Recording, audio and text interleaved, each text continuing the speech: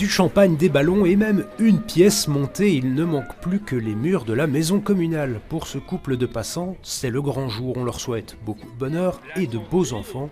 Mais tout d'un coup... On a quelques petits soupçons. Waouh, soupçon que votre amour n'est pas vraiment... L'officier de l'état civil soupçonne un mariage blanc. Leur amour est illégal, bien sûr. Ils ont hésité à plusieurs reprises. Ils ont refusé de répondre à nos questions.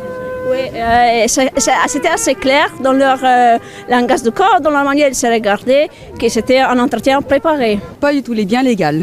Très légal et très amoureux. Vous avez réussi à répondre à toutes les questions ? Il y a une petite question gênante, c'est la dernière question. Hein.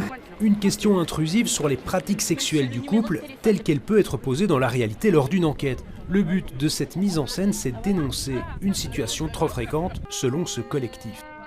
Alors le but de cette action, c'est de dénoncer ce qui se passe en Belgique vis-à-vis des couples mixtes, c'est-à-dire des couples dont un est belge ou européen et l'autre personne n'a pas de titre de séjour.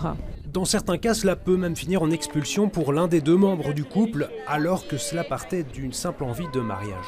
Pas uniquement pour la cohabitation légale et aussi maintenant, depuis récemment, pour les personnes qui font les reconnaissances d'enfants. En Belgique, environ 7000 mariages considérés comme blancs ou gris sont empêchés chaque année.